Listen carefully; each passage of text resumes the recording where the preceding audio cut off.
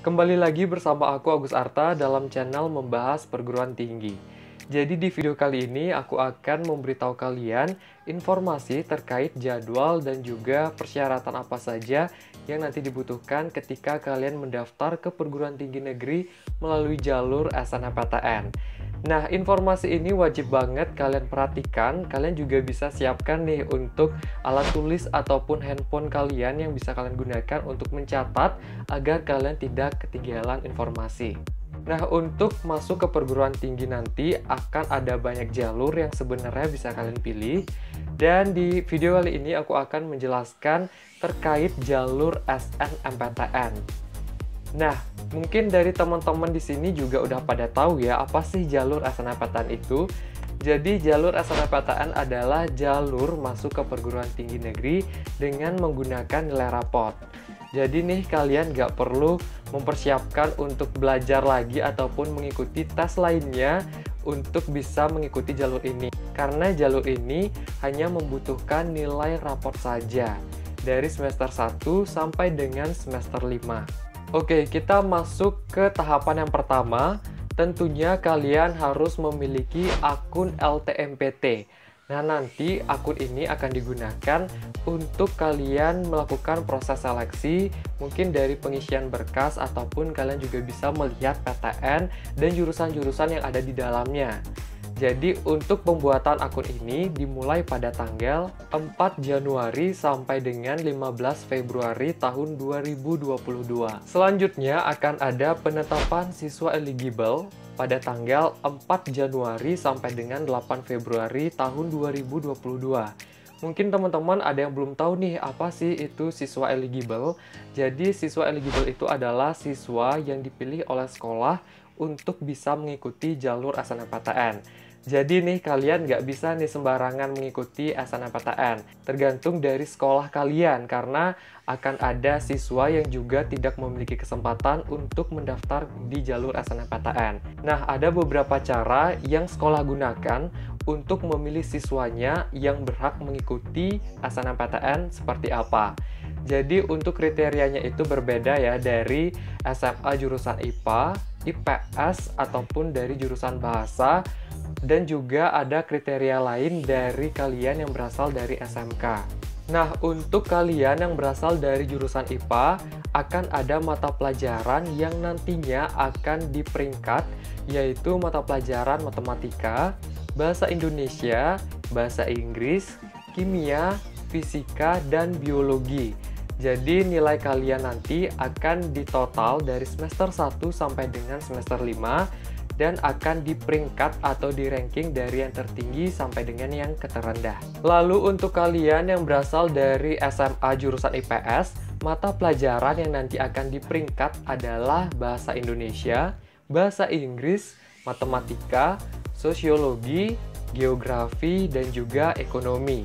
Lalu, jika kalian berasal dari SMA dengan jurusan bahasa, ada beberapa mata pelajaran yang akan di-ranking, diantaranya ada matematika, bahasa Indonesia, bahasa Inggris, sastra Indonesia, antropologi, dan juga salah satu bahasa asing.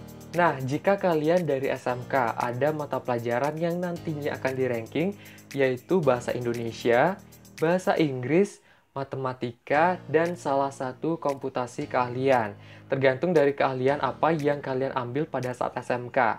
Nah, misalkan nih sekolah sudah melakukan perhitungan dari nilai semester 1 sampai dengan semester 5, tapi ditemukan siswa yang memiliki nilai yang sama dan harus diputuskan salah satu dari mereka.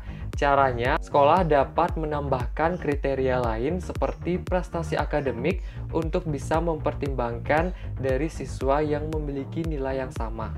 Nah, setelah diurutkan dari nilai yang tertinggi sampai dengan yang terendah, akan diambil beberapa persen saja, tergantung dengan akreditasi sekolah kalian. Misalkan, untuk sekolah kalian yang memiliki akreditasi A, mempunyai kesempatan 40% untuk mengirimkan siswanya dari total seluruh siswa kelas 12 dapat mengikuti SNMPTN.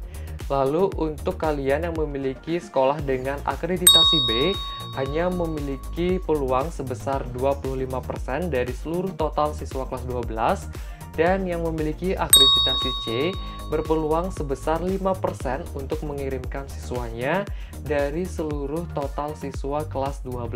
Selanjutnya akan ada tahap pengisian PDSS pada tanggal 8 Januari sampai dengan 8 Februari tahun 2022. Nah, untuk pengisian PDSS sendiri akan dilakukan oleh sekolah. PDSS itu adalah pengisian data siswa dan sekolah. Dan tahapan selanjutnya yang paling penting adalah pendaftaran SNMPTN.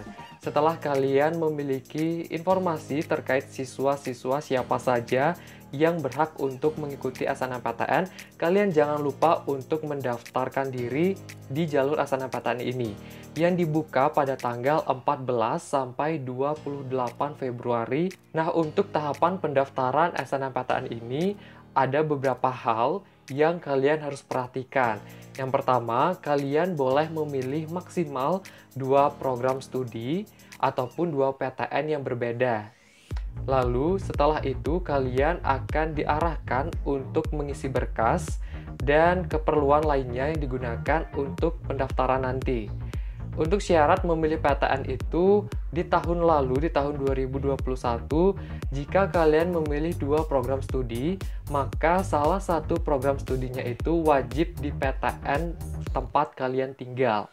Misalkan nih, kalian berasal dari Bali dan kalian ingin memilih 2 program studi, maka salah satu PTN kalian harus ambil di daerah kalian, yaitu di Bali. Begitu juga untuk kalian yang berasal dari Jawa Timur, berasal dari Kalimantan, ataupun kota-kota lainnya, kalian harus memilih satu PTN yang ada di kota kalian. Lalu untuk salah satu program studinya, kalian bisa memilih yang di luar dari kota kalian. Tapi, jika kalian hanya memilih satu program studi, kalian bisa memilih PTN yang di luar dari kota kalian. Tidak harus yang ada di kota kalian. Nah, ada syarat khusus untuk kamu yang memilih program studi dengan unsur seni ataupun olahraga. Kalian harus mengunggah atau wajib untuk mengunggah portofolio. Setelah kalian selesai mengisi berkas dan juga mensubmit segala keperluan yang dibutuhkan saat pendaftaran SNMPTN, kalian akan menunggu untuk perguruan tinggi melakukan seleksi terhadap berkas-berkas kalian. Setelah itu akan dilakukan pengumuman SNMPTN pada tanggal 29 Maret. Jadi setelah kalian diumumkan lolos di seleksi SNMPTN, kalian juga akan wajib untuk melakukan pendaftaran ulang. Untuk informasi pendaftaran ulang ini akan diinfokan lebih lanjut di website resminya langsung, yaitu di ltmpt.ac.id.